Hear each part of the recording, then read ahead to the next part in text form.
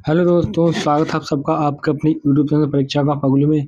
आज हम सब हल करेंगे पेपर 1 डीएलएड द्वितीय सेमेस्टर का वर्तमान भारतीय समाज एवं प्रारंभिक शिक्षा। आज हम सब करेंगे 2022 के पेपर का जबरदस्त हल। चलिए शुरू करते हैं वस्तुनिष्ठ प्रश्नों से। शिक्षा एक त्रिमुखी प्रक्रिया है। एक कथन किसका है? तो एक कथन है जॉन डीवी का। प्रसिद्ध अमेरिकी दार्शनिक जॉन डीवी ने शिक्षा को एक त्रिमुखी ट्राइपोलर प्रक्रिया माना है। उनके अनुसार शिक्षा के 3 ध्रुव हैं: शिक्षक, शिक्षार्थी, छात्र होता है जो, और तीसरा सामाजिक वातावरण या पाठ्यक्रम। और देखिए, और जो जॉन एडम्स हैं उनने शिक्षा को द्विमुखी माना है, ठीक है। उसमें केवल शिक्षक होता है और छात्र होता है। और जॉन डीवी ने द्विमुखी माना है और जॉन एडम्स ने द्विमुखी माना है। अगला प्रश्न हमारा, शिक्षा का प्रमुख उद्देश्य है। तो सिर्फ शिक्षा का प्रमुख उद्देश्य है सर्वांगीण विकास। शिक्षा का सर्वश्रेष्ठ और व्यापक उद्देश्य बालक का सर्वांगीण विकास, ऑलराउंड डेवलपमेंट करना है। इसमें शारीरिक, मानसिक, नैतिक, सामाजिक और भावनात्मक सभी पक्ष स्वतः शामिल हो जाते हैं। अगला प्रश्न, प्रश्नोत्तर विधि के जनक हैं। तो प्रश्नोत्तर विधि के जनक कौन है? हमारे सुकरात। सुकरात का मानना था, क्या मानना था सुकरात का? देखिए, सुकरात का मानना था कि ज्ञान बालक के अंदर मौजूद है, शिक्षक प्रश्नों के माध्यम से उसे बाहर लाता है। इसे सुकराती विधि भी कहते हैं। किसको? प्रश्नोत्तर विधि को। अब देखिए, प्लूटो क्या है? उन्होंने संवाद विधि दी थी। अरस्तु क्या है? आगमन निगमन विधि से जुड़े हैं। और फ्रोबेल क्या है? किंडरगार्टन पद्धति के जनक हैं। अगला प्रश्न हमारा, शिक्षण को रोचक एवं प्रभावशाली बना देती हैं। तो शिक्षण में जो प्रयुक्त युक्तियाँ होती हैं ना, वो शिक्षण को रोचक और प्रभावशाली बना देती हैं। शिक्षण युक्तियाँ, टीचिंग टैक्टिक्स स्ट्रेटजी, जैसे कहानी सुनाना, उदाहरण देना, दृश्य श्रव्य सामग्री का प्रयोग, भ्रमण आदि नीरस शिक्षण को रोचक और प्रभावी बना देते हैं। अगला प्रश्न हमारा, बुनियादी शिक्षा किस दार्शनिक से संबंधित है? तो बुनियादी शिक्षा संबंधित है महात्मा गांधी से। महात्मा गांधी से ने क्या किया था? 1937 में वर्धा योजना के तहत बुनियादी शिक्षा, बेसिक जो होता है बेसिक एजुकेशन, और जिसे हम नई तालीम कहते हैं उर्दू में, उसका क्या सूत्रपात किया था। इसका मुख्य केंद्र बिंदु हस्तशिल्प क्राफ्ट था, ताकि बच्चे स्वावलंबी बन सकें। अगला प्रश्न, विश्व जल दिवस कब मनाया जाता है? तो विश्व जल दिवस मनाया जाता है 22 मार्च को। 22 मार्च जल संरक्षण के महत्व को समझने के लिए प्रतिवर्ष 22 मार्च को विश्व जल दिवस मनाया जाता है। 17 फरवरी क्या होता है? वैश्विक मानव भावना दिवस, वर्ल्ड ह्यूमन स्पिरिट डे बनाया जाता है। यह दिन मानव आत्मा की निरंतरता और सकारात्मकता का जश्न मनाने के लिए है। 11 फरवरी को क्या होता है? विज्ञान में महिलाओं और लड़कियों का अंतर्राष्ट्रीय दिवस, इंटरनेशनल डे और women and girls in science. यह दिन विज्ञान और तकनीकी के क्षेत्र में महिलाओं की हिस्सेदारी को बढ़ावा देने के लिए संयुक्त राष्ट्र यूनाइटेड नेशन द्वारा मनाया जाता है। और 8 जून को क्या होता है? विश्व महासागर दिवस, वर्ल्ड ओशन डे होता है 8 जून को। महासागरों के संरक्षण के लिए ये सबसे प्रमुख दिवस है। अगला प्रश्न हमारा, पाठशाला को एक बाग, शिशु को पौधा और शिक्षक को माली किसने कहा है? तो कहा है फ्रोबेल ने। तो फ्रोबेल ने किंडरगार्टन प्रणाली दी, जिसका जर्मन अर्थ है बाल उद्यान। उनका मानना था कि जैसे माली पौधे को खाद पानी देकर बढ़ाता है, वैसे ही शिक्षक को बच्चे के स्वाभाविक विकास में सहायता करनी चाहिए। अगला प्रश्न हमारा, दिवा स्वप्न नामक पुस्तक के रचनाकार हैं। तो दिवा स्वप्न पुस्तक लिखी है गिजुभाई बधेका ने। तो गिजुभाई बधेका गुजरात के प्रसिद्ध शिक्षा शास्त्री थे, जिन्हें क्या मूंछ वाली माँ भी कहा जाता है। दिवा स्वप्न उनकी प्रसिद्ध कृति है, जो बाल केंद्रित शिक्षा के प्रयोगों पर आधारित है। और दूसरी कौन सी रचना है गिजुभाई बधेका की? प्राथमिक शाला में भाषा शिक्षा।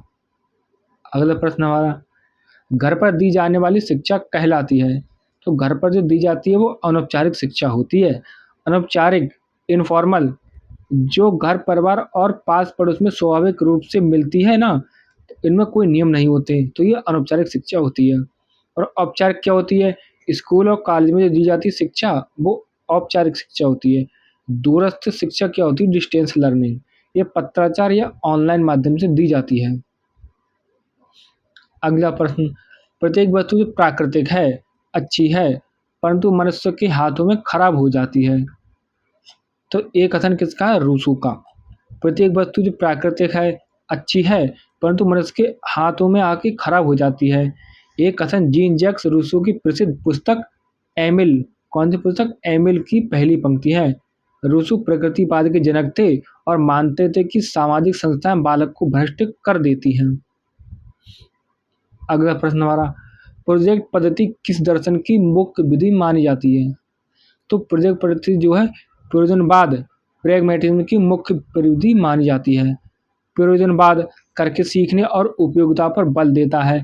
प्रोजेक्ट विधि का विकास किलपैट्रिक ने किया था, जो प्रयोजनवादी जॉन डीवी के शिष्य थे। अगला प्रश्न हमारा, मूल प्रवृत्ति सिद्धांत किस दर्शन पर आधारित है? तो प्रकृतिवाद पर आधारित है मूल प्रवृत्ति का सिद्धांत।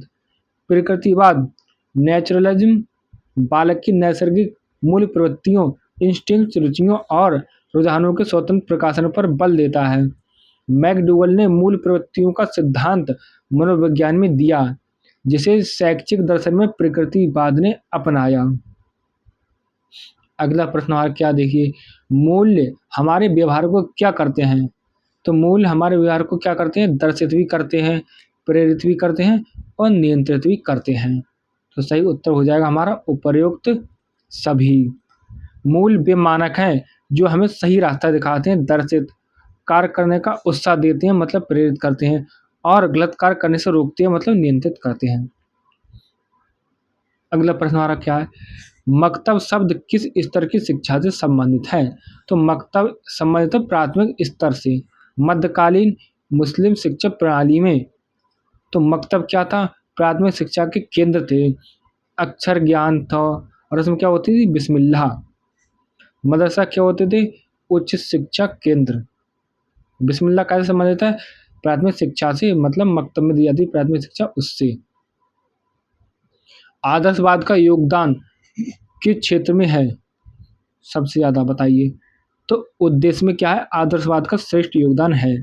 आदर्शवाद आइडियलिज्म ने शिक्षा के उच्च उद्देश्यों, एम्स के निर्माण में सबसे बड़ा योगदान दिया है, जैसे आत्मानुभूति, चरित्र निर्माण और सत्यम शिवम सुंदरम की प्राप्ति। अब आए अति लघु प्रश्नों पर। रूसो का जन्म कब और कहाँ हुआ था? तो जीन जैक्स रूसो का जन्म 28 जून 1712 ईस्वी में जिनेवा, जिनेवा मतलब स्विट्जरलैंड में हुआ था। सत्यम शिवम सुंदरम किस दर्शन का आधार वाक्य है? तो सत्यम शिवम सुंदरम आदर्शवाद, आइडियलिज्म दर्शन का आधार वाक्य है। आदर्शवाद क्या है? इन तीनों को शाश्वत और अंतमूल मानता है। यह वाक्य कठोपनिषद से लिया गया है। कौन सा? सत्यम शिवम सुंदरम। अगला प्रश्न, वैश्विक तापमान ग्लोबल वार्मिंग से आप क्या समझते हैं? संक्षिप्त में समझाइए। तो ग्रीन हाउस गैसें जैसे CO2 हो गया और मीथेन हो गया, मतलब कार्बन डाइऑक्साइड, मीथेन, तो इनकी अधिकता के कारण पृथ्वी के वातावरण के औसत तापमान में होने वाली निरंतर वृद्धि को वैश्विक तापमान या ग्लोबल वार्मिंग कहते हैं। इससे क्या होती है? जलवायु परिवर्तन का खतरा बढ़ रहा है। मूल्य का क्या अर्थ है? किसी विद्वान की परिभाषा दीजिए। तो मूल्य का अर्थ, मूल्य वे आदर्श और मानक हैं जो व्यक्ति के व्यवहार को निर्देशित करते हैं और समाज में सम्माननीय होते हैं। परिभाषा देखिए मूल्य की, अर्बन के अनुसार मूल वह है जो मानवीय इच्छाओं की तुष्टि करे। अगला प्रश्न हमारा देखिए, पर्यावरण शब्द किन दो शब्दों से मिलकर बना है? तो पर्यावरण शब्द दो शब्दों से मिलकर बना है, परि और आवरण। परि का अर्थ है चारों ओर और आवरण का अर्थ है घेरा, अर्थात जो हमें चारों ओर से घेरे हुए है वो पर्यावरण है। स्वामी विवेकानंद जी के बचपन का क्या नाम था? स्वामी विवेकानंद जी के बचपन का नाम था नरेंद्रनाथ दत्त। विश्व जनसंख्या दिवस कब मनाया जाता है? विश्व जनसंख्या दिवस मनाया जाता है 11 जुलाई को। अगला प्रश्न, शिक्षा के सार्वभौमिकरण का अर्थ लिखिए। तो शिक्षा के सार्वभौमिकरण, यूनिवर्सलाइजेशन का अर्थ है बिना किसी भेदभाव, जाति, रंग, लिंग, धर्म के एक निश्चित आयु वर्ग 6 से 14 वर्ष के सभी बच्चों को शिक्षा उपलब्ध कराना और अनिवार्य रूप से शिक्षित करना। अगला प्रश्न, बौद्ध शिक्षा क्या है? तो महात्मा बुद्ध के दर्शन और उपदेशों पर आधारित शिक्षा प्रणाली जो प्राचीन काल में मठों और बिहारों में दी जाती थी ना, तो जिसका लक्ष्य क्या होता था? निर्वाण प्राप्ति होता था। तो महात्मा बुद्ध के दर्शन के आधार पर जो प्राचीन काल में शिक्षा दी जाती थी और जिसका लक्ष्य क्या होता था? निर्वाण प्राप्ति, तो बौद्ध शिक्षा कहलाती है। अगला प्रश्न क्या देखिए, शिक्षा के सामान्य उद्देश्य बताइए। तो शिक्षा के सामान्य उद्देश्य देखिए क्या है हमारे, तो शिक्षा के सामान्य उद्देश्य बताइए क्या है देखिए। तो शिक्षा के सामान्य उद्देश्य चरित्र का निर्माण करना, जीविकोपार्जन योग्य बनाना, बालक का सर्वांगीण विकास और सांस्कृतिक विरासत का संरक्षण। अगला प्रश्न हमारा, औपचारिक शिक्षा की कोई एक विशेषता बताइए। तो औपचारिक शिक्षा सुनियोजित होती है। इसमें विद्यालय निश्चित पाठ्यक्रम, समय सारिणी, शिक्षक और परीक्षा प्रणाली पहले से निर्धारित होती है। अगला प्रश्न हमारा, शिक्षा के प्रभावी कारकों के नाम बताइए। तो शिक्षा को प्रभावित करने वाले प्रमुख कारक अभिकरण निम्नलिखित हैं। कौन कौन से? परिवार मतलब घर, समाज मतलब समुदाय, विद्यालय, राज्य मतलब सरकार और जनसंचार माध्यम। अगला प्रश्न हमारा, जनसंचार के 4 साधनों के नाम लिखिए। तो जनसंचार के 4 साधनों के नाम, समाचार पत्र, टेलीविज़न, रेडियो, इंटरनेट या सोशल मीडिया। अगला प्रश्न हमारा, प्रदूषण का अर्थ लिखते हुए इसके प्रकारों के नाम बताइए। तो प्रदूषण का अर्थ पर्यावरण के प्राकृतिक संतुलन में अवांछित तत्वों का मिल जाना जो जीवधारियों के लिए हानिकारक होता है, उसे प्रदूषण कहते हैं। प्रदूषण के प्रकार, वायु प्रदूषण हो गया, जल प्रदूषण, मृदा प्रदूषण और ध्वनि प्रदूषण, ये हमारे हो गए प्रदूषण के प्रकार। अगला प्रश्न, टैगोर को किस धारणा में विश्वास था?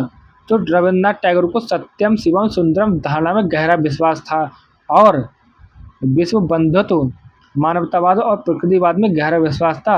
वे समन्वयवादी थे। अब आए लघु उत्तरीय प्रश्नों पर। पहला प्रश्न लघु उत्तरीय प्रश्न देखिए, शिक्षा में प्रकृतिवाद के योगदान का मूल्यांकन कीजिए।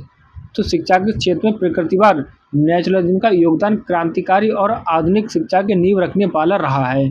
इसके योगदान का मूल्यांकन निम्नलिखित बिंदुओं से किया जा सकता है। देखिए, बाल केंद्रित शिक्षा, तो प्रकृतिवाद ने पहली बार यह नारा दिया कि शिक्षा बालक के लिए है, बालक शिक्षा के लिए नहीं। इसने शिक्षा के केंद्र में शिक्षक या पाठ्यक्रम की जगह बालक को स्थापित किया।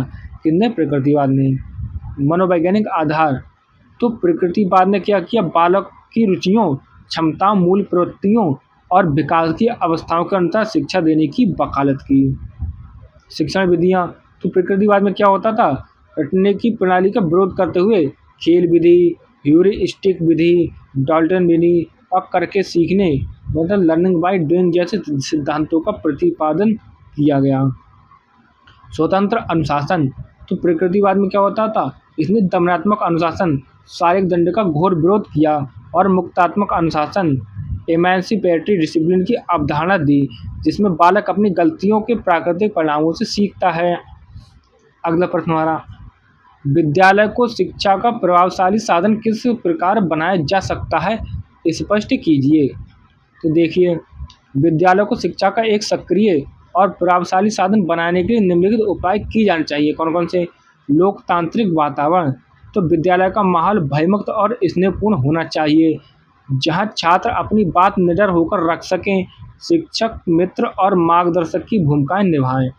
भौतिक संसाधन, विद्यालय में पर्याप्त कक्षा कक्ष, पुस्तकालय, प्रयोगशाला, खेल का मैदान और स्वच्छ पेयजल जैसी बुनियादी सुविधाएं होनी चाहिए। सामुदायिक सहयोग, विद्यालय को समाज से कटना नहीं चाहिए। अभिभावक शिक्षक संघ मतलब पेरेंट टीचर एसोसिएशन और ग्राम शिक्षा समितियों के माध्यम से समुदाय का सक्रिय सहयोग लेना चाहिए। पाठ्य सहगामी क्रियाएं, केवल किताबी ज्ञान ही नहीं बल्कि खेल, नाटक, वाद विवाद, एनसीसी और सांस्कृतिक कार्यक्रमों का नियमित आयोजन होना चाहिए, जिससे सर्वांगीण विकास हो किसका? बच्चे का। योग्य शिक्षक, शिक्षक न केवल विषय के ज्ञानी हो बल्कि वे बाल मनोविज्ञान के जानकार और समर्पित भी होने चाहिए। अगला प्रश्न हमारा, जलवायु परिवर्तन से आप क्या समझते हैं? तो देखिए, जलवायु परिवर्तन, क्लाइमेट चेंज, जलवायु परिवर्तन का तात्पर्य किसी क्षेत्र विशेष या पूरी पृथ्वी की जलवायु में लंबे समय दशकों या सदियों में आने वाले महत्वपूर्ण बदलाव से है। यह एक स्वाभाविक प्रक्रिया भी हो सकती है, लेकिन वर्तमान में मानवीय गतिविधियों के कारण यह एक गंभीर संकट बन गया है। जलवायु परिवर्तन का मुख्य कारण तो जीवाश्म ईंधन, कोयला, पेट्रोल का अत्यधिक दहन, वनों की कटाई और औद्योगिकीकरण, जिससे वायुमंडल में ग्रीन हाउस गैसों CO2 मीथेन की मात्रा बढ़ रही है, ये जलवायु परिवर्तन के कारण हैं। जलवायु परिवर्तन के प्रभाव तो इसके परिणाम स्वरूप ग्लोबल वार्मिंग, तापमान वृद्धि, ध्रुवीय बर्फ का पिघलना, समुद्र के जल स्तर में वृद्धि और मौसम का अनिश्चित होना, जैसे असमय वर्षा, सूखा, भीषण गर्मी आदि शामिल हैं। अगला प्रश्न आ रहा, शिक्षा में जनसंचार की भूमिका के बारे में बताइए। तो वर्तमान में सूचना एवं प्रौद्योगिकी के युग में जनसंचार, मास मीडिया शिक्षा का एक सशक्त अनौपचारिक साधन बन गया है। इसकी भूमिका निम्न प्रकार है। ज्ञान का विस्तार तो समाचार पत्र, रेडियो, टीवी और इंटरनेट, गूगल, यूट्यूब के माध्यम से छात्र घर बैठे देश दुनिया की नवीनतम जानकारी और ज्ञान प्राप्त कर सकते हैं। दूरस्थ शिक्षा, रेडियो और टेलीविज़न जैसे ज्ञान दर्शन चैनल, आकाशवाणी के शैक्षिक कार्यक्रमों से उन सुदूर क्षेत्रों को भी छात्र को शिक्षा मिल रही है जहां पर अच्छे से विद्यालय नहीं है। विषय की सरलता, कठिन से कठिन विषयों जैसे विज्ञान, भूगोल को वीडियो, एनिमेशन और चित्रों के माध्यम से बहुत आसानी और रोचकता से समझाया जा सकता है। जागरूकता, ये केवल छात्रों को ही नहीं बल्कि पूरे समाज को स्वास्थ्य, पर्यावरण, नागरिक कर्तव्यों और सरकारी योजनाओं के प्रति शिक्षित और जागरूक करता है। अगला प्रश्न हमारा, प्रकृति में पाठ्यक्रम किस प्रकार का होना चाहिए, मतलब प्रकृतिवाद में पाठ्यक्रम किस प्रकार का होना चाहिए, वर्णन कीजिए। तो प्रकृतिवाद नेचुरलिज्म किसी भी प्रकार के कठोर, पूर्व निर्धारित और केवल पुस्तकों पर आधारित पाठ्यक्रम का विरोध करता है। प्रकृतिवादी पाठ्यक्रम की विशेषताएं इस प्रकार हैं। कौन कौन सी? विकास की अवस्थाओं के अनुसार, शैशवावस्था तो इस स्तर पर केवल ज्ञानेंद्रियों के प्रशिक्षण और शारीरिक विकास पर बल दिया जाता है, कोई औपचारिक विषय नहीं होते। बाल्यावस्था, ज्ञानेंद्रियों के साथ साथ खेलकूद, भूगोल, भ्रमण द्वारा और भाषा का ज्ञान दिया जाता है। किशोरावस्था, इस स्तर पर विज्ञान, भौतिकी, समाजशास्त्र और नैतिक शिक्षा को पाठ्यक्रम में शामिल किया जाता है। जीवन रक्षा संबंधी विषय, हर्बर्ट स्पेंसर प्रकृतिवादी के अनुसार पाठ्यक्रम में उन विषयों को प्राथमिकता मिलनी चाहिए जो आत्मरक्षा और जीवन संघर्ष में सहायक हो, जैसे शरीर विज्ञान और स्वास्थ्य विज्ञान। लचीलापन, तो पाठ्यक्रम बालक की व्यक्तिगत रुचियों और योग्यता के अनुसार परिवर्तनशील होने चाहिए। अगला प्रश्न हमारा, शिक्षा के प्रभावी कारकों के रूप में समाज की विवेचना कीजिए। तो समाज, सोसाइटी शिक्षा का एक महत्वपूर्ण और सक्रिय अनौपचारिक अभिकरण है। विद्यालयों की जननी, तो समाज अपनी आवश्यकताओं, संस्कृति और आदर्शों को अगली पीढ़ी तक पहुंचाने के लिए विद्यालयों की स्थापना करता है। जिस प्रकार का समाज होता है वैसे ही शिक्षा व्यवस्था होगी। अनौपचारिक शिक्षा, तो बालक के समाजीकरण की प्रक्रिया समाज में ही शुरू होती है। वह बड़ों का आदर करना, सहयोग, त्याग और रीति रिवाज समाज में रहकर ही सीखता है। शिक्षा के उद्देश्यों का निर्धारण, तो समाज की बदलती जरूरतें जैसे तकनीकी ज्ञान की मांग इस शिक्षा के उद्देश्यों और पाठ्यक्रम को निर्धारित करती हैं। नियंत्रण और सहयोग, तो समाज विद्यालय की गतिविधियों पर निगरानी रखता है और आर्थिक सहयोग भी प्रदान करता है, अतः एक उन्नत समाजी शिक्षा की गारंटी दे सकता है। अगला प्रश्न हमारा, जल संरक्षण क्यों आवश्यक है बताइए। तो जल है तो कल है। जल संरक्षण वर्तमान समय की सबसे बड़ी आवश्यकता है, जिसके कारण निम्नलिखित हैं। जीवन का आधार, जल के बिना जीवन की कल्पना असंभव है। मनुष्य, पशु पक्षी और वनस्पति सभी जल पर निर्भर है। सीमित मात्रा, पृथ्वी का 70% भाग पानी है, लेकिन पीने योग्य मीठा जल फ्रेश वाटर 1% से भी कम उपलब्ध है। भूजल स्तर में गिरावट, तो कृषि और उद्योगों में नलकूपों के अंधाधुंध प्रयोग से वाटर लेवल बहुत नीचे जा रहा है, इससे कई जगहों पर सूखा पड़ रहा है। भविष्य की सुरक्षा, तो बढ़ती जनसंख्या के कारण पानी की मांग बढ़ रही है, ठीक है। यदि अभी संरक्षण नहीं किया गया तो भावी पीढ़ियों को भीषण जल संकट का सामना करना पड़ सकता है। पर्यावरण संतुलन, नदियों और झीलों को सूखने से बचाने के लिए जल संरक्षण अनिवार्य है। अगला प्रश्न हमारा, मारिया जो मॉन्टेसरी पद्धति के जनक थी, ठीक है? तो मॉन्टेसरी पद्धति के सिद्धांतों की विवेचना कीजिए। तो मारिया मॉन्टेसरी इटली द्वारा प्रतिपादित शिक्षण पद्धति मनोवैज्ञानिक सिद्धांतों पर आधारित है। इसके मुख्य सिद्धांत निम्नलिखित हैं। व्यक्तित्व का सम्मान। तो प्रत्येक बालक की सीखने की गति और क्षमता अलग होती है, अतः सामूहिक शिक्षण के बजाय व्यक्तिगत शिक्षण पर जोर देना चाहिए। आत्म शिक्षा, ऑटो एजुकेशन। तो बच्चे स्वभाव से जिज्ञासु होते हैं, उन्हें ऐसे उपकरण और वातावरण देना चाहिए जिससे वे स्वयं खेल खेल में अपनी गलतियां सुधारें और सीखें। शिक्षक का कार्य केवल मार्गदर्शक का होता है। ज्ञानेंद्रिय प्रशिक्षण, सेंसरी ट्रेनिंग। तो 3 से 7 वर्ष की आयु में बच्चों की इंद्रियां आँख, कान, स्पर्श बहुत तेज होती है। मॉन्टेसरी ने विशेष उपकरणों डायडेक्टिक अपरेटस द्वारा इनके प्रशिक्षण को शिक्षा का आधार माना है। स्वतंत्रता। तो विद्यालय का वातावरण घर जैसा होना चाहिए, जहाँ बच्चे अपनी रुचि का कार्य चुनने के लिए स्वतंत्र हों। कर्मेंद्रियों की शिक्षा। तो व्यवहारिक जीवन की क्रियाएं जैसे कपड़े पहनना, सफाई करना, भोजन परोसना सिखाना, ये भी विद्यालय में सिखाए जाने चाहिए, मतलब सिविक सेंस। औपचारिक शिक्षा एवं अनौपचारिक शिक्षा में अंतर स्पष्ट कीजिए।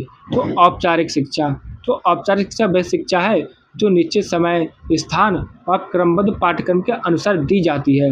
ये विद्यालय, महाविद्यालय, विश्वविद्यालय जैसे शैक्षणिक संस्थानों में प्राप्त होती है। इसमें नियमित कक्षाएं, समय सारणी, प्रशिक्षित शिक्षक, निर्धारित पाठ्य पुस्तकें तथा परीक्षा प्रणाली शामिल होती हैं। किसमें? औपचारिक शिक्षा में। औपचारिक शिक्षा जो है योजनाबद्ध, संगठित तथा उद्देश्यपूर्ण होती है। उदाहरण के लिए देखो, स्कूल में पढ़ाई, बोर्ड की परीक्षाएं, डिग्री या डिप्लोमा आदि, यह औपचारिक शिक्षाएं हैं। अब देखिए अनौपचारिक शिक्षा क्या है। तो अनौपचारिक शिक्षा वह शिक्षा है जो घर, समाज, परिवेश या दैनिक जीवन के अनुभवों से स्वाभाविक रूप से प्राप्त होती है। इस शिक्षा के लिए किसी विशेष संस्था, समय सारणी या पाठ्यक्रम की आवश्यकता नहीं होती। ये निरंतर चलने वाली प्रक्रिया है जिसमें व्यक्ति अपने माता पिता, मित्रों, मीडिया, समाज और जीवन परिस्थितियों से सीखता है। उदाहरण के लिए घर में शिष्टाचार सीखना, सामाजिक व्यवहार सीखना, खेलकर या अनुभवों से सीखना। और देखिए आज का आखिरी प्रश्न, सामाजिक एवं सांप्रदायिक सौहार्द क्यों आवश्यक है? तो भारत एक विविधतापूर्ण, अनेकता में एकता वाला देश है, जहाँ विभिन्न धर्मों, जातियों और संप्रदायों के लोग रहते हैं। यह सामाजिक और सांप्रदायिक सौहार्द, हार्मनी अत्यंत आवश्यक है, क्योंकि राष्ट्रीय एकता, देश की अखंडता और मजबूती के लिए नागरिकों के बीच प्रेम और विश्वास होना जरूरी है। आंतरिक कलह देश को कमजोर करती है। शांति और विकास, दंगे और तनाव विकास के दुश्मन है। जब समाज में शांति होती है तभी व्यापार, शिक्षा और अर्थव्यवस्था उन्नति करती है। मानवता की रक्षा, सामुदायिक हिंसा मानवता पर कलंक है। सौहार्द हमें एक दूसरे के सुख दुख में सहभागी बनाना सिखाता है। लोकतंत्र की सफलता, तो लोकतंत्र सह अस्तित्व को एग्जिस्टेंट की भावना पर चलता है। सभी वर्गों का मिलजुल कर रहना ही सच्चे लोकतंत्र की पहचान है। तो आज की क्लास हमारी यही समाप्त होती है। आप सबका बहुत बहुत धन्यवाद। जय हिंद।